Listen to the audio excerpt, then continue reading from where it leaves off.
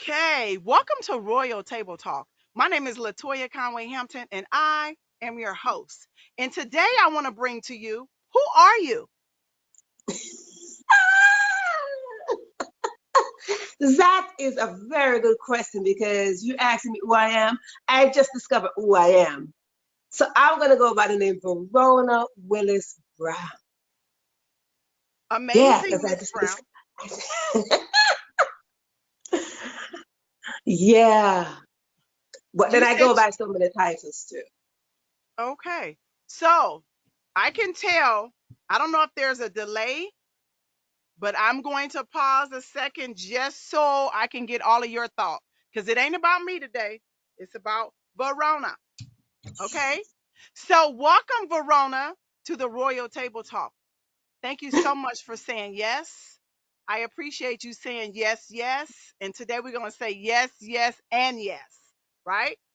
To all of the amazing listeners in the world. I think that the purpose of this call to action is so many times in our life, we think about doing things that are amazing. And we have these thoughts in our head. And it's like, I want to do this. I want to do that. I want to do this. I want to do that. And you know you can do it. You feel you can do it. You know all of the steps it takes to do it. However, if you don't have that growth mindset, it will stop you in your tracks. It'll tell you you're not good enough and you're unable to do that. So I have you on today, Royal Table Talk, as an expert about the growth mindset. Tell me why, how, where you change your mindset. Ooh. Let me take a deep breath first. I want to take a deep breath. And I think we all should do that. Take that deep breath and then exhale. Because you see what happened? A lot of people know me with so many titles. And I'm going to list a few of them. Inspirational speaker, podcaster, blogger, published author, mother, that person, youth mentor. Those are the titles that they put on me. Those are labels. But you see, what most people don't know is that I was that single mother who struggled for many, many years.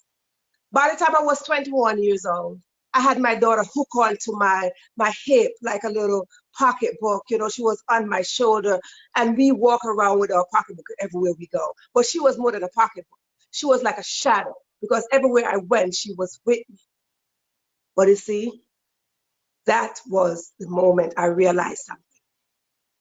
As a single mother, I was living at home with my parents. And I was eating out of my daughter's plate. Right there. You see, because I was living at home with my parents, I was living in shame and disappointment from my father. It's like I dishonor the family by becoming a mother. See, mother is a good title. But you see, how you become a mother and the perception of others towards you can define the whole thing. Because my father was so disappointed in the daughter. That's me. I was the daughter and the sister and the friend. See, I was that daughter where he said, this one is going to do something good. But yet, when I became that mother, shame was his game. Disappointment was his game. And while I was living there, I refused to eat my mother's food because I was afraid to swallow that bitter taste of shame. But of course, we all love our mother's food. And I couldn't eat mine. But every night when they went to bed, I fed my daughter. I fed her. And then I would eat the little crumbs that she left back, the little leftover, maybe one rice grain, maybe a little piece of chicken bone. And that was how I fed myself. But I fed my daughter. And each night I fed her, I lay my hand on her.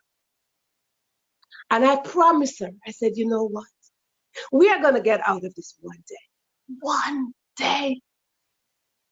I am going to be somewhere where you will have your own plate.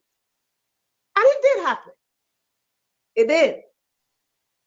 It did happen that my mother died and I had to move out. I moved that because I couldn't live there. I moved that and I got my first apartment. Yes. I don't know if y'all can remember getting your very first apartment, but that's the most exciting time there is. I got my Yes. first apartment. And when I got that apartment, I remember going everywhere with my daughter. We planned vacation, local or foreign, it doesn't matter. We planned time together. But I remember December 2009, to the exact date, the 29th of December. If you're familiar with the winter time, it was very cold at that time. And I remember leaving her in the house, not because I wanted to, but it was too cold. It was too cold to take her out with me. And I said, if I leave her sleeping, Lord, please help me to get out, because I had a doctor's appointment that day. And I said, Lord, please help me to go where I'm going and come back on time, where she's still sleeping, so she won't realize that I left her alone. That's risky. And you might say that's risky, but I took that risk, and that's what we do as mothers. We take risks for our children. And I took that risk and I left her home. And I remember just looking back at her, going towards the door, and as soon as I opened that door, the cold air hit my face, and I said, I'm so glad that I'm leaving her. But you see what happened? It wasn't 10 minutes in my walk outside. Just like that, my life became total darkness.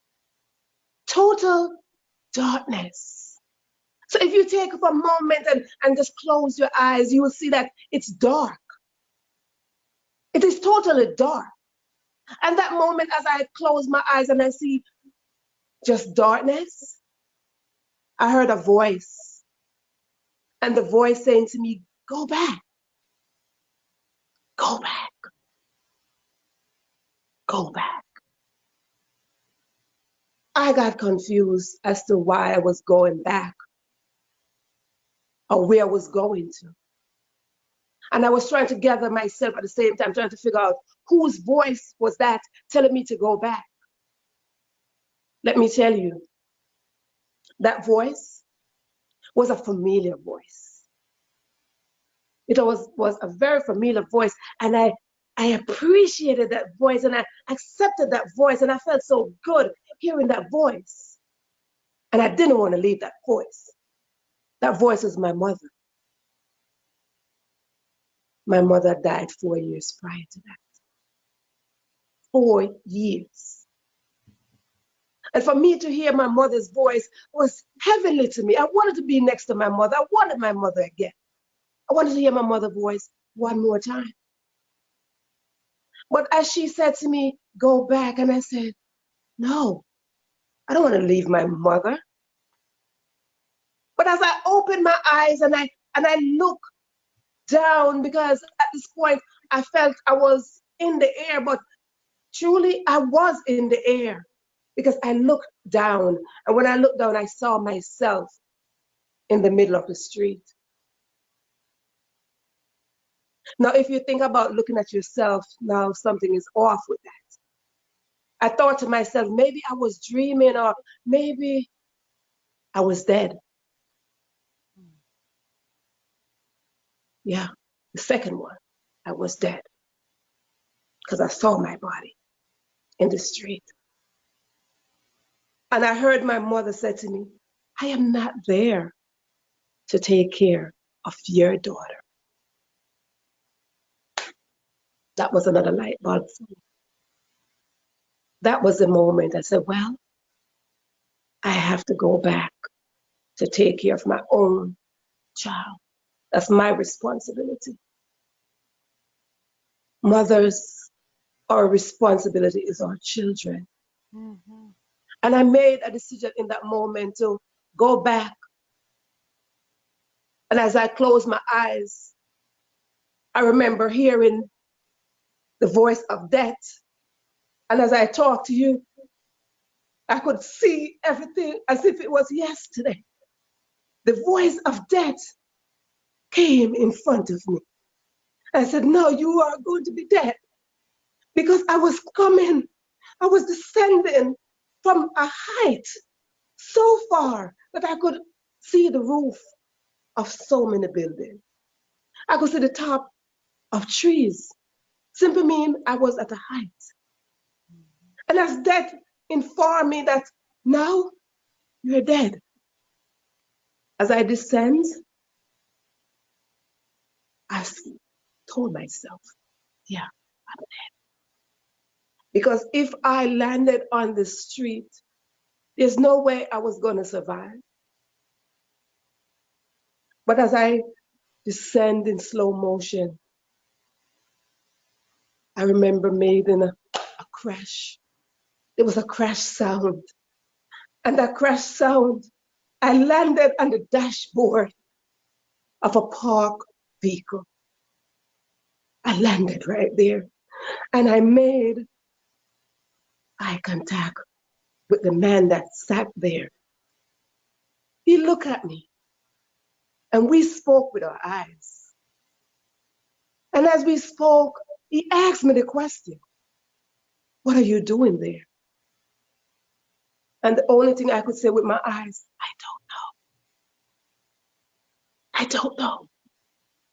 But I closed my eyes again because death came next to me again and said, well, if you roll off his dashboard, he's going to kill you because he's going to be so scared.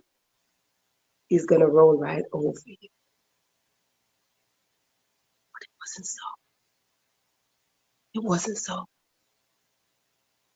As I entertained that voice. And how many times we entertain the voices that keep playing around in our head, and they play around and they play around and they play around in our head. How many times we accept those voices and how many times we entertain those voices. And I play with death. And I said, sure, I'm dead. I forgot that I promised my mom that I was going to go back to be responsible for my daughter. Mm-hmm. But as I closed my eyes, I said, God, I'm dead. But just then, as I rolled off the dashboard, I hit the street. And as soon as I hit the street, I felt as if someone came behind me and lifted me up. And just the way I am sitting right now, staring at you, was the same way I was sitting in the street, looking in space, while death was still talking to me. I had no pulse. My heart stopped beating. And I was just staring in space, wondering why was I in the middle of the street. Death came in front of me again and said, now that you're in the middle of the street, the oncoming traffic going to run over you. So if you listen to me, you will see that the voices kept coming at me. And the more they kept coming at me, was the more I was accepting them. Hmm. And as I look at the oncoming cars, I heard a voice whisper, I will give my angels charge over you. That was assuring. Yeah, that was assuring. Because you see, in that moment, I woke up not from my physical being, but from my inner self. Because now I realize that I'm alive. The chaos of everybody screaming, saying, oh my God, 911, the siren, everything kept going around me, but I was still looking in space. My common breath was hard for me to do. I didn't even want to breathe one more time because I was afraid that would be my last breath. And I said within myself, where is my daughter? I questioned myself, where is my daughter? But you see, just like that, if I was buried from that day, I would have died in my struggle. But I heard the voices of death, but I had to convince myself from my inner side, from inside my stillness, that I must live. Must fight. I have to live. Mm-hmm. I have to live because I felt incomplete. I felt so incomplete. And I said to myself, God, please let me live. I don't want to die. I changed my perception of life at that moment. I said, I don't want to die. Because one, I want to live for my daughter. I wanted to raise my daughter. And two, I wanted to live for me. Mm. Three, I wanted to live for you. Knowing that my time was not over. There were more places I wanted to go. There were more people I wanted to speak to. There was something else inside of my belly that said I have to give birth. I wanted to give birth to something else. And God granted me just that from the stillness. So you must be wondering what happened. Yeah, I was hit by a car. I was hit by a car. And the same driver that hit me was the same driver dashboard that I landed on, that spoke to me with his eyes and asked that question. But I wanted to live now. And here I am, a miracle. Someone who never even had one surgery. Someone who never had a concussion. Not a broken bone. Well, here I am, the miracle, a life miracle with a story that was piled up in my belly that I had to give birth to. So when I list all those titles, I rose up that winter day on broken faith to create all those titles that were waiting for me with that song in my heart and that story in my belly to give birth and to raise my daughter, but most of all, to give birth to my passion, my purpose, my dreams, and my vision.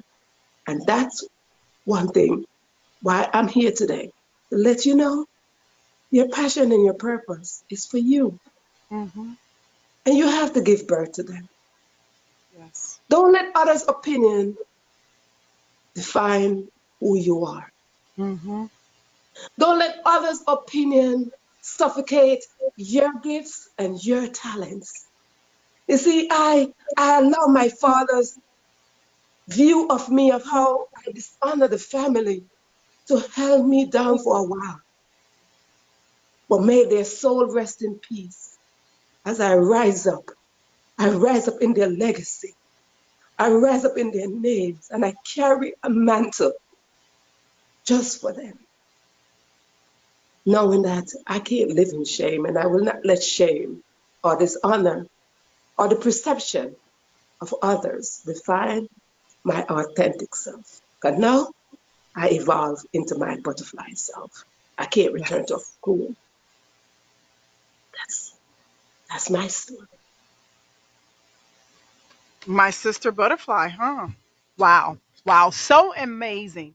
And I want to go back a little bit because your story was so captivating to where I didn't even want to interrupt and ask questions because it's a process.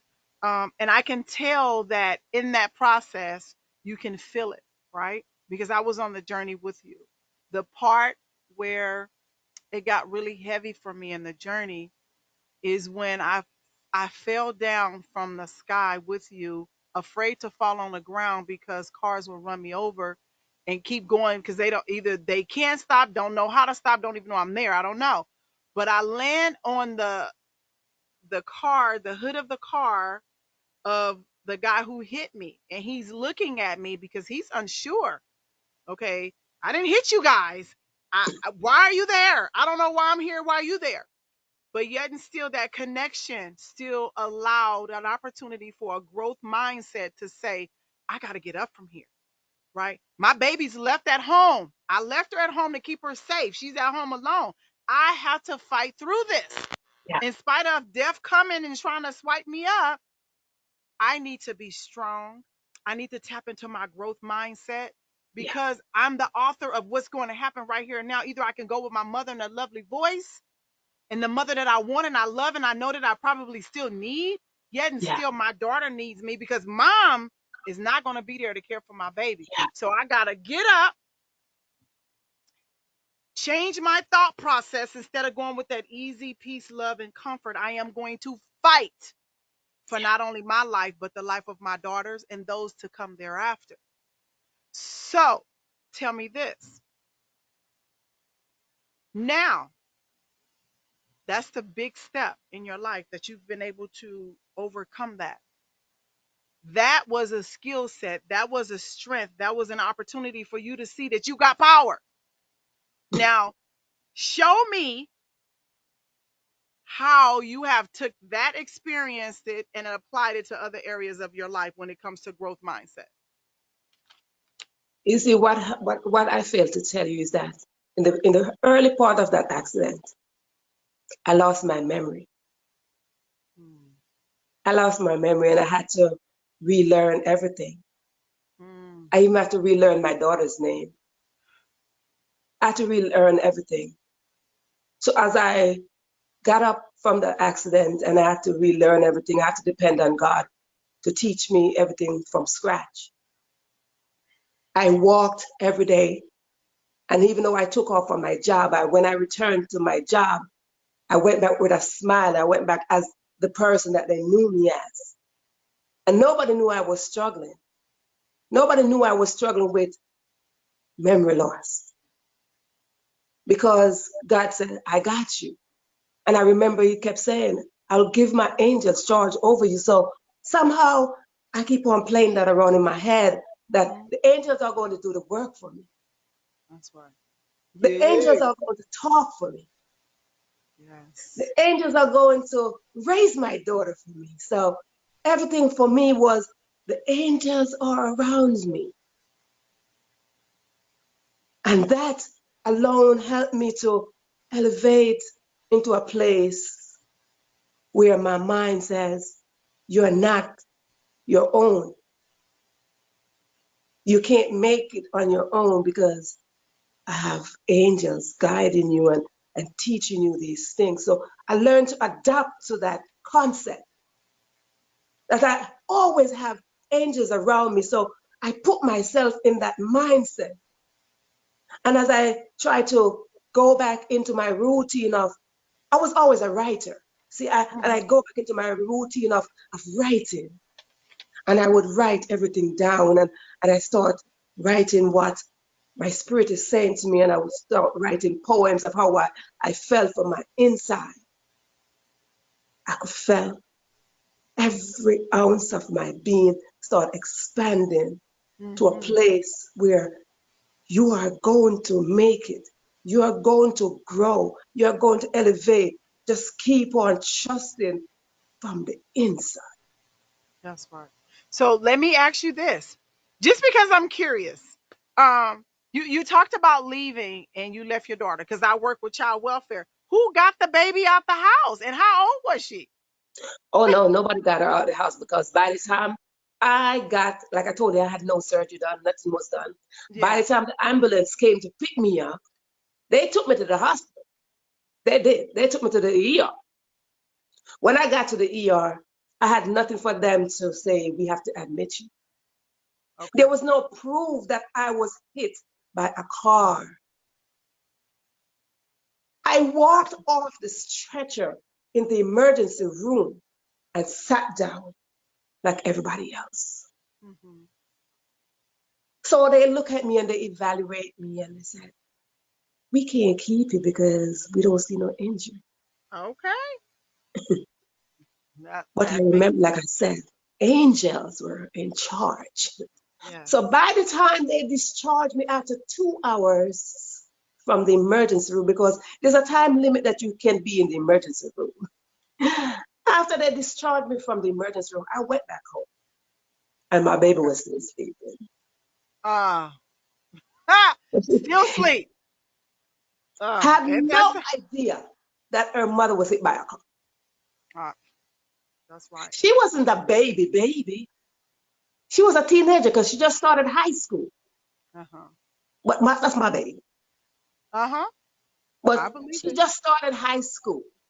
And she had no idea that I just came from the emergency room, Wow. that I was dead. And I got resurrected Mm. to come back to her. So my question is, what was the biggest lesson that you've learned in life overall? Just a big lesson that you would send a shout out to the listeners. You're like, My biggest aha.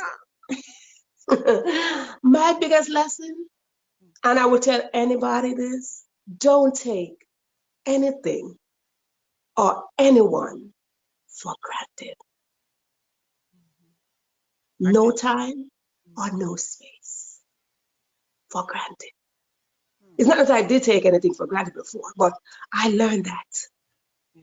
to take it to a different level and to be so grateful, Mm. to be so grateful for the common breath that you breathe, to take each moment as if it is your last, Wow. as if it is your last. Because oftentimes you hear the saying, tomorrow is not promised. Tomorrow is not promised. But you know what? We say it so fluidly and we take it for granted. I'll see you tomorrow. But Yes. did I know my tomorrow was not promised on December 29, 2009? When I left my daughter at home? Did I know? No, Mm. no. So please don't take any time or space for For granted. granted. I like it. So tell me, how do you practice self care? Because I know you wear many hats in the world. And I know that you've had this moment in your life that you were able to pivot and change your growth mindset to those very powerful things. Don't take people for granted. Don't take breath for granted, right? Just a and people that are asthmatics can really contest to this because they're like, I can't breathe. And Yeah, you're looking like, what's wrong? Well, you'll never know because you're breathing just fine. So, what are some of the strategies that you use for self care? self-care, I go on a diet. And when I go on a diet, I don't go on a food diet. I go on a mental diet. Okay, and what does that look like? And a mental diet is where you know what to entertain, the things that you entertain, the things that you watch, the things that you listen to, the people that surround you. Hmm. These are all things that add to your mental state of mind. And if my mental state of mind is not intact, Hmm. I don't focus too well. That's right. So I try to keep my space very clear, very clear. So if I have to detox my mental state of mind by dropping somebody off, Hmm. I Hmm. do. And I learned one thing to add to my diet when it comes to my mental state of mind, and that is forgiveness. Hmm. I Tell me a forgive. little bit about that. See, forgiveness. Forgiveness, we look at forgiveness as saying that we have to forgive somebody at all times. But forgiveness, you have to forgive yourself first. You have to learn to forgive yourself. And I learned how to forgive myself because I'm always saying, oh, you got to say sorry to me, or I got to say sorry to you. But what happened to me? Self-forgiveness is more powerful than any other forgiveness there is. And the more you practice self-forgiveness, the more you get inside and you detox and you dissect from the inside of the areas where you convince yourself that you're not enough. You talk bad about yourself. You criticize yourself. So the more you get in and the more you say to yourself, I forgive you. Look at yourself in the mirror and say, I forgive you. And that is where you come to a point where you learn to accept your flaws, your failures, and your faults. You accept that. Because those three things are the three main things that is either you going to construct yourself on or somebody's going to give you constructive criticism. But I learned to accept mine. And I learned to forgive myself and all those times where I use those against myself. So So self-care for me. Yeah. is a diet, is a mental diet. Like, and you mentioned something like dropping people off. So I want to touch on that a little bit because what I've learned is after being in unhealthy relationships, then you have unhealthy friendships, right? Because you're attracted to that type of behavior, whether you know it, accept it or not. And Yes. then you acquire these group of people that are either really, really needy or really, really controlling, one or the other. There's no happy medium in there. And with that being said, it comes a time where you have to release them and release the relationship. But it depends on how healthy you are, whether you're going to hold on and draw back in or if you're going to release it and just let it go. So when you said being able to drop people off, I appreciate that because not only drop them off, but leave them where you drop them off at in a way that's is healthy, right? Because we Yeah. always want people to leave us better than the way they came. I'm a Yeah. firm believer in that. Yep. I as a CEO of my company, one of the things that I'm learning that I need to really, really work on, and I still do it, is hiring people that I can help instead of having people that can help me. Right? I'm good for that because I'm like, oh, I can. And then You when can I need fix stuff, somebody. I don't have access to it. Right? Mm. And so just really learning I was writing about this a couple months ago in my book, and it's in the one that's coming out in December. But be that as it may, it was one of those things that it just glared me in my face. Like, why do you hire the people you hire? What is the strength that they have? They got a lot of strengths and they're good at what they do, but I hire them because I want to help them, but we got to help each other, Yeah. right? And that's those unhealthy relationships and friendships, right? And Yes. so I find myself, I have a few people in my life that I consider friends, and I go back and forth with, it's like six of them. I go talk to this one, and then this one we don't talk for a while, and then I go, and it's like go find new friends, right? Simple. Hello. Simple. It's the mindset, it's the growth Yes. mindset because you outgrow your friends, you And outgrow the that's what you people have to around accept. you. You outgrow them. They're Yes. sitting there enjoying who you are right now, but guess where I'm gonna be in 5 years from now? I'm not gonna be there. You stay there with her, and I'm going over here, right?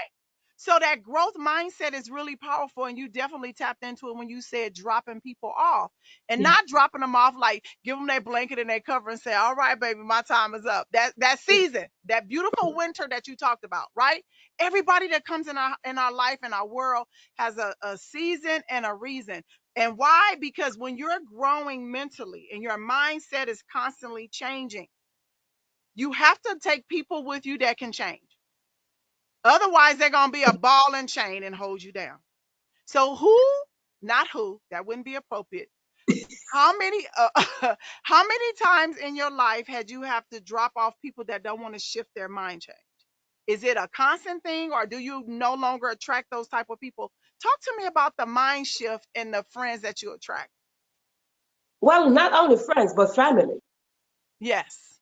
Yeah, not only friends, but family. Because see, I had to step away from my entire family for about 2 years, 3 years, Mm-hmm. because I felt my expansion. Right. And when you are feeling your expansion and somebody cannot fit in that mold or they don't see your expansion, you have to step away. Yes. I stepped away from my entire family. I went in hiding for about Mm-hmm. 3 years. Nobody knew where I was because that was my moment. They said, you're not serving me. I don't care much of a sister Mm-hmm. you are. Mm-hmm. I don't care much of a brother you are. That's You just want, because what happened is you have them come and they're like this, and they pick for me. They pick for me. They pick for me, and they pick from you. And if you look at just 5 fingers, if you pick one and then you pick here and then you pick here and then you pick here, 5 fingers, and if there's nothing 5 left. people are picking one finger at a time, Right. what do you left with? Just your bare hand. Nothing. Just So nothing. guess what? They was not gonna pick for me anymore. Okay. I had to make a decision for myself. And I wasn't giving a warning. I never gave a warning because I knew me. I knew what I wanted from my inside. That's right. I Find the felt glue. my expansion from the inside. And it's saying, Verona, they're not serving you. Verona, they're taking from you, but you can't get nothing back from them. Mm-hmm. So the more I'm giving to you and you're not giving me back, you're not going to serve me. You're not going to do that. So I have to Right. drop you off because the whole thing is it's a two-way street. It is. That's a relationship. It's a relationship or friendship. Well, that's a Relationship. relationship, but here's the thing, Verona. A relationship is still a friendship, whether it's with your children, with your husband, Yes. with whoever. It's a friendship, it's a relationship, it's a family ship. Be that as it may, you don't get to take from me because when you're good to people, right? When you're good to people, it depends on what your perception of good is, right? If there's hidden motives, then that's not really good. You're trying to get something out the deal. But when you can honestly, genuinely be loving and caring and supportive, and then your mind shift and your mindset changes to a higher ground, then the people that you were spending time with look at you like, oh, now you think you better than I am, type conversation. So I'm now 23 years sober, and I come from a group of women, and out of all of us, I'm the one who moved out and done something different. There was a time earlier in my recovery where I would go back and, hey, how you doing? I was like, oh, you think you this? Oh, you think you that? Oh, and I'm like, where do you get that from? Just because I Yeah. made a decision to change my mind because I want something different, Yeah. like investing in my mind, right? Because everybody I knew and hung out with didn't really want anything. They are okay with being an employee. See, that don't work for me, right? No. That don't No. work for me. We can No. we can grow together. You can start off this way, then you my partner, then we're gonna make it work. It's teamwork, it's a team effort. Yes. But not Yeah. everybody have that mindset. It's No. a No. shifting in your thinking. Do you want to be the employee or do you want to own a company? Right? What's your mindset? That's right, Brad. Well, Listen, sis. The okay. whole thing about life is mindset. Because it's a Yes. mindset. The mindset is, there are two words, the mindset. The mind and Mind the set. and set. Or Yes. set and mind. Okay. Set and mind simply saying, what is it that you're setting your mind on? Are you setting your mind on growth? Mhm. Or are you setting your mind on stagnation? Yes. You see, there's no way you can just keep me on one level Mm. and expect me to grow from there. No. So if you think that you can be in my circle that I am trying to build here, that you're Mhm. going to keep me like this, you got to go. I got to go on a diet there. You and your diets, huh? Yes, honey, because I'm all about diets. I'm all I about understand. diet. I'm all about the whole being. Yes, honey. Spiritual diet, mental diet, emotional diet. regular Okay. diet. I'm on a diet. I Yes. and I and I love it. I love it. So I want to say this. So we have 4 minutes left. So could you sum up for me something that you would shift our mind shift? 3 things that people can do, because we know what a fixed mindset is. You don't want to do nothing. You set where you are. You afraid to stretch out because I can't do it. No, it won't work. Instead of let me figure out the how, because anytime there's something to be done, there is a how. And if you open your mind to the word how, it would look for a solution, right? Tell me, what would you leave our guests with today? There's another breather. First, breathe. Breathe. First, go within yourself. Find you. Do not compete with others. Mm-mm. The more you compete with others, the less you will find you. Dig deep every single day, because every day that we are awake is an opportunity for us to add on to ourselves, Yes. to expand ourselves. Your mindset cannot be on the same thing from yesterday. Today is a new day, in its literal sense as well as in your mind. Mm-hmm. Accept now. Now is your time. Keep on telling yourself this. Because the more you tell yourself that now is your time, just the same way I had to tell myself that I don't want to die, Mm-hmm. it's the same thing that you must tell yourself. I don't want this anymore. You should know what serves you and serve you well. So if this is the last thing you should hear from me in this moment, find your authentic self and come forth and live in your truth, not somebody else's projection of you, in Mm-hmm. your truth. Woo. Yeah, yeah.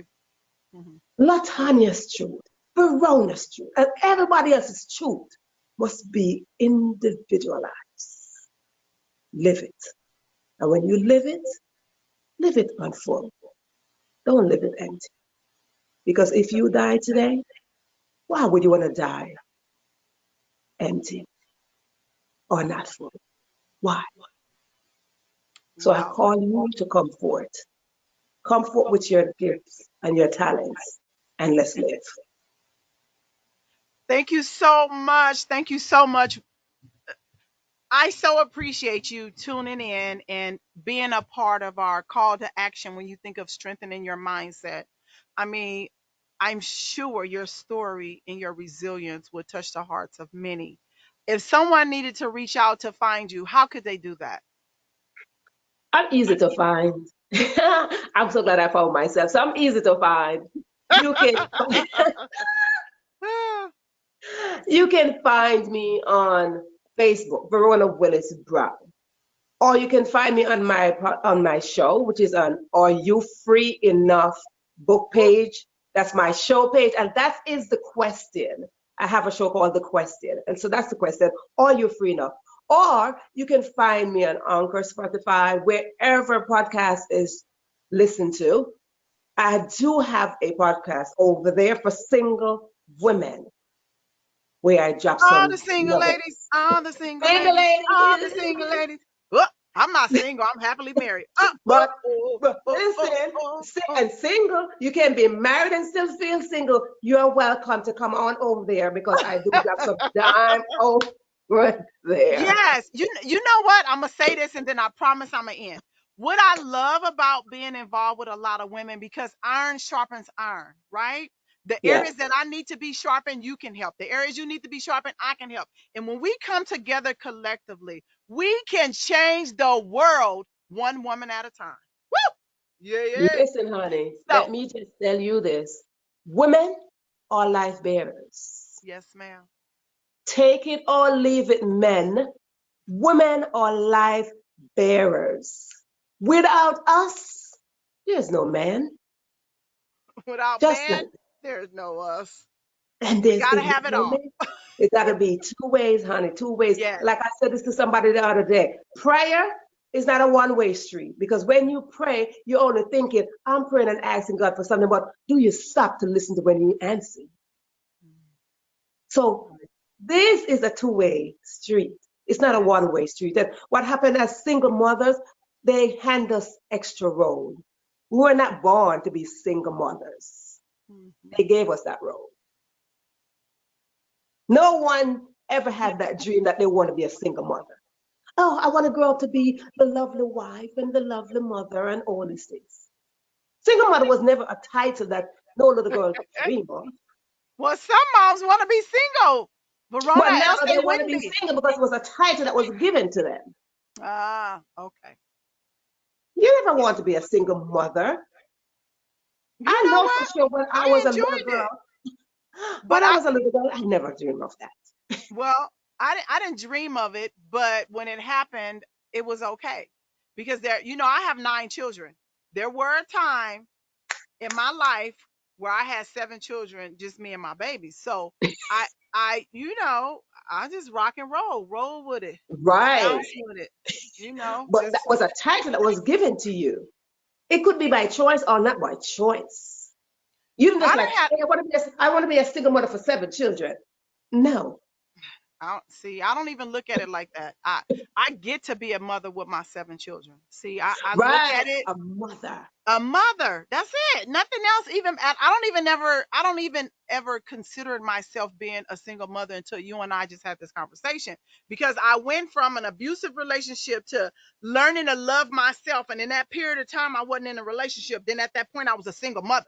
So I'm not even. I never even came up with that. I was so busy trying to find me, as To you be a talked about mother. earlier today. So I can talk forever. But and he's over here telling me y'all got 1 minute, so stop bonding. So I want to say this. I really appreciate you coming on and sharing your story, which was completely amazing.